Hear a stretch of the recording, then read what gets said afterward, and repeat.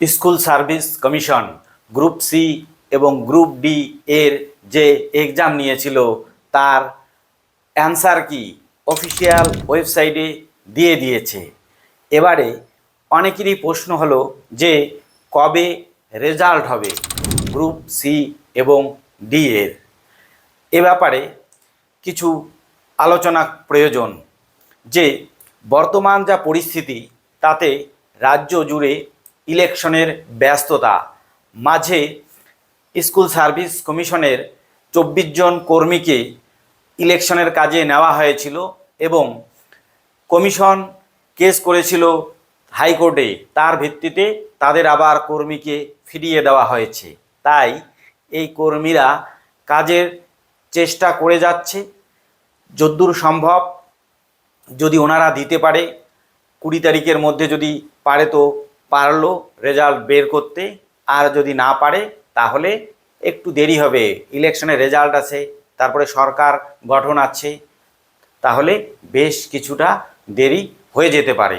তবে আপাতত অফিসিয়াল ওয়েবসাইটে সেরকম নির্দিষ্ট কোনো ডেট ঘোষণা করা হয়নি।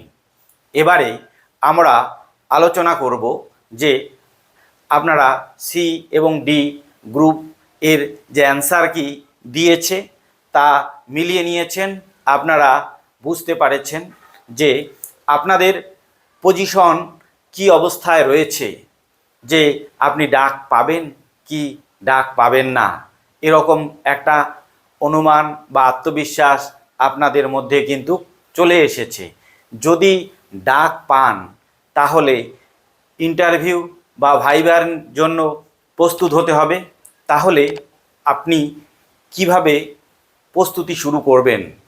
আজ মূলত গ্রুপ সি নয়, গ্রুপ ডি এর ইন্টারভিউ সংক্রান্ত কিছু আলোচনা করা যেতে পারে, যে গ্রুপ ডির ভাইভাতে কি ধরনের প্রশ্ন হতে পারে, গ্রুপ ডি ভাইভাতে আপনারা কিভাবে প্রস্তুতি নিয়ে যাবেন এই সংক্রান্ত।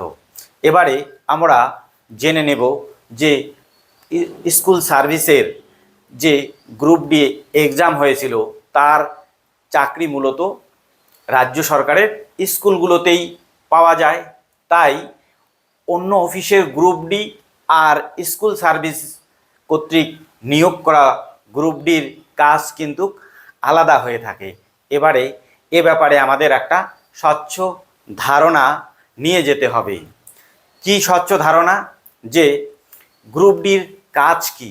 প্রথমে আমরা গ্রুপ ডির বেসিক যে কাজ সেগুলো জেনে নেব, তারপরে আমরা জানব যে স্কুল এনভায়রনমেন্টে কিভাবে শুরুর থেকে কোনো একদিন শুরুর থেকে শেষ বা সারা বছর ধরে শুরুর থেকে শেষ যে কাজগুলো করতে হয় সে সম্পর্কে তারপরে আমরা জানব।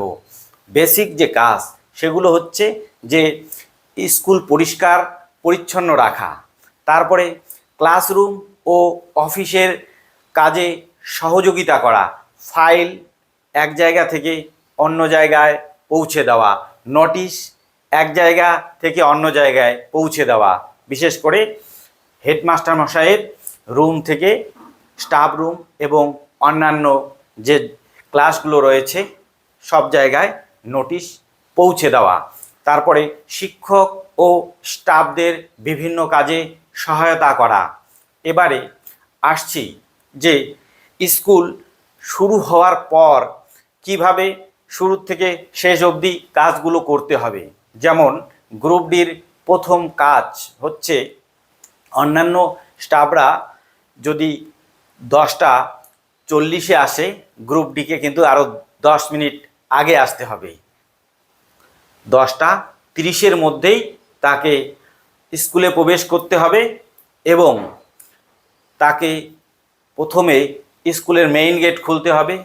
খোলার পরে তারপরে ভিতরে ঢুকে হেডমাস্টার মশাইয়ের রুম, স্টাফ রুম, তারপরে যে ক্লাসরুমগুলো সেগুলো খুলে দিতে হবে। খুলে দেবার পর নির্দিষ্ট সময়ে প্রার্থনা বা প্রেয়ারের জন্য যে ঘন্টা সেই ঘন্টা দিতে হবে। ঘন্টা দেবার পর তিনি প্রেয়ার লাইনে অন্যান্য শিক্ষক শিক্ষিকা হেডমাস্টার মশাইয়ের সঙ্গে সেখানে উপস্থিত থাকবেন। তারপর প্রেয়ার লাইন হয়ে গেল, এবার তিনি চলে আসবেন স্টাফ রুম বা হেডমাস্টার মশাইয়ের রুম। সেখানে দেখবেন কোথায় কি কাজ আছে, যেন সব সময় বলে দিতে না হয়। নিজের দায়িত্বটা নিজে জানা বেশি জরুরি। কেননা আপনাকে যদি কেউ কোনো কাজ বলে বলে করায় সেটা একরকম, আর আপনি যদি সিনসিয়ারলি একদম আন্তরিকতার সঙ্গে কোনো কাজ করেন সেটা একরকম। তাই আপনাকে নিজের কাজটা সম্পর্কে জানতে হবে, যে কোথায় কি লাগছে, কোথায় জল লাগছে, কোথায় কোনো ছাত্রের অসুবিধা হলো, সেই ছাত্রটাকে যদি মেডিসিন দিতে হয় বা অন্য টিচারদের ডাকতে হয় বা তাকে কি করে সুস্থ করতে হয়, এই যে বিষয়গুলো অনেক সময় যে আপনাকে যে বলে দিয়ে করাবে তা কিন্তু নয়, আপনি স্বতঃস্ফূর্তভাবে এই কাজগুলো করবেন। এবারে আসছি, প্রেয়ার লাইনের ঘন্টা হয়ে গেল, অন্যান্য কাজ হয়ে গেল। এবারে মাস্টারমশাইরা পিরিয়ডে গেলেন, ক্লাসে গেলেন। এক পিরিয়ড হওয়ার পর প্রথম পিরিয়ডের ঘন্টা, প্রথম দ্বিতীয় তৃতীয় এরকম ঘন্টা, 4টা ঘন্টা হওয়ার পর অটোমেটিক 4টা বেল পড়ার পর অটোমেটিক কি হয়, টিফিন হয়। আর তারপরে টিফিন শেষের একটা বেল দিতে হয়। তারপরে আরও ক্লাস হবে, লাস্টে ছুটির বেল দিতে হবে। আর সবার শেষে আবার যে কাজগুলো শুরুতে করেছিলেন সেই কাজগুলো আবার করতে হবে। আগে খুলেছিলেন বিভিন্ন দরজা জালানা, সেগুলোকে এবার লাগিয়ে বাড়ি ফিরতে হবে। এটা গেল একদিনের প্রোগ্রাম।